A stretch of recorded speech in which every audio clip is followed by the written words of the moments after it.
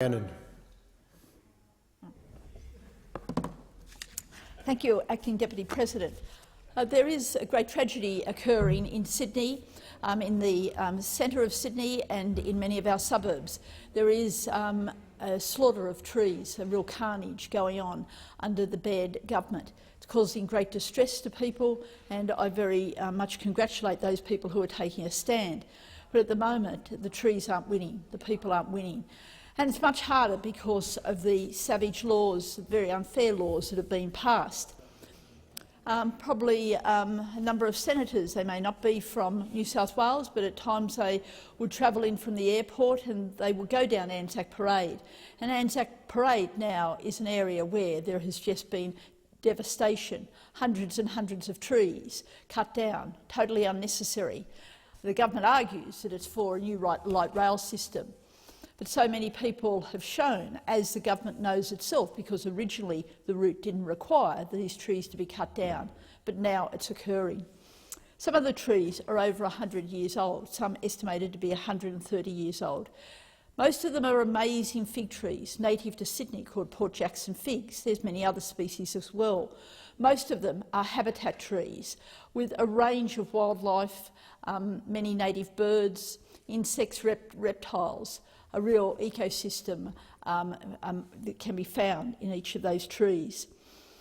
So they've been felled for this Sydney Transport Project. It's a transport project people have worked for a long time, knowing the benefits of light rail.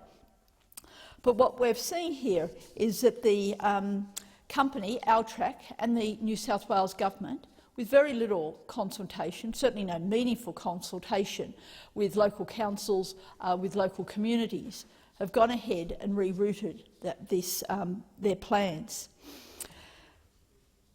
And there's many other alternatives, as I have said, and I do congratulate the Greens Transport spokesperson in the New South Wales Parliament, Dr Maureen Faruqi, that she's identified, along with many of the other people who work in this area, where the rail line should be going and how we could have retained the trees, retained our green spaces that are so precious, in fact ensure that they're protected while bringing in light rail that does revitalise so many areas.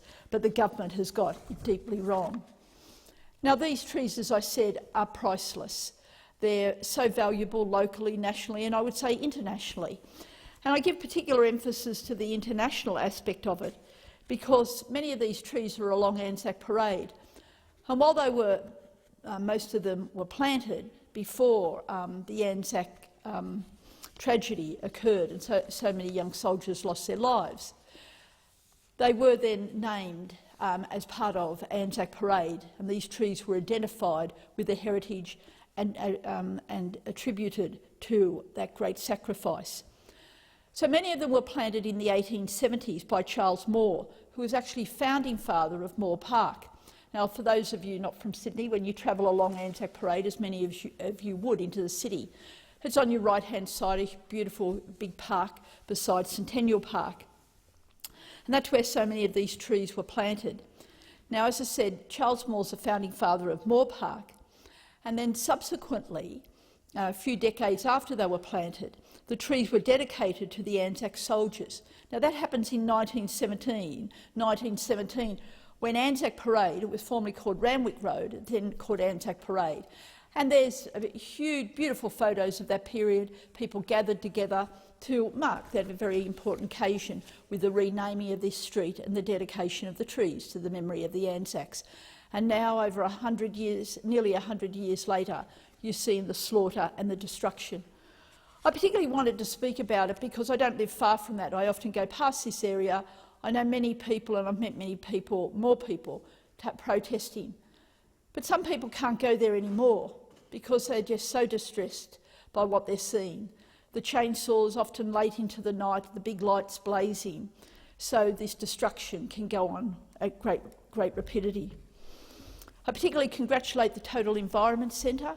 They have been provided great leadership on this issue with their big Hands Off Our Trees campaign. Had a huge rally on Valentine's Day when we came together to show our love for the trees and to send a very strong message. There was many people at that. As I said, Randwick Council's played a particularly good role. Murray Matson, a councillor there, Lindsay Shervey, also a councillor, Matt Thistlethwaite, the local MP, and also Clover Moore and Alex Greenwich, also local MPs from the other side of Centennial Park. And Clover Moore is now the Mayor of Sydney.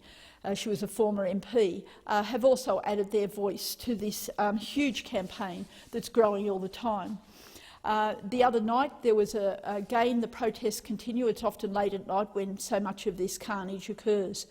And a young mother of 2, she was arrested. Again, I really want to say, like, the upset that it's causing people, they find it hard to believe that in 2016 any government would go ahead and just cut down over 1,000 trees in some of the most built-up areas of Sydney. One of those who took part in the protests the other night was James Matheson. He was very inspired to save one of the 130-year-olds. This was a Moreton Bay fig. Now, he's a former Australian Idol host, and he took up the cause very strongly in a very moving way. He said in one of his comments, 130 years to grow, destroyed in an hour. So sad. People are writing their own dedications, their own message. As I said, this is causing a huge impact amongst many Sydney-siders. He also went on to say the light rail project will see more than 1,000 trees affected through Sydney. Trees are part of our community, he said. They're part of who we are. They're a thing of beauty. They provide a connection with ourselves to the land. And he appealed to people to come down to the protests. Often these protests have been quite spontaneous, often organised over weeks. People are driving past, they see what happens, the word spreads through social media and people gather together. But the hardship is considerable. I also want to particularly pay a tribute to Jeff Angel, long-term leader of the Total Environment Centre. He has worked tirelessly with his colleagues in building this campaign, along with John Bellamy, also a member of the Total Environment Centre, who doesn't live too far from this area, have also taken up the serious problem that we have. And sadly, in New South Wales, it's not just around this area of Sydney. Under the laws that have been brought in by the Liberal National Government, because we have such weak environmental laws, weak laws to protect the trees, it's very easy for a company like Outrack, for the New South Wales Government itself, to come forward with plans that are put in place. So then the chainsaws appear, the destruction goes for hours and hours, and they end up with wood chips, some sawdust, and 130 years of living beauty is destroyed in such a quick amount of time. Now, the word is that the New South Wales Government is about to bring in land clearing laws that will make it even easier for this destruction in other parts of the state. So we have a very serious problem in New South Wales. I congratulate all those who are taking a stand, from the MPs, the councillors, the activists, the local residents, people who feel passionate about it. And in this case, with regard to the 1,000 trees around Anzac Parade and other areas, we know there is another way.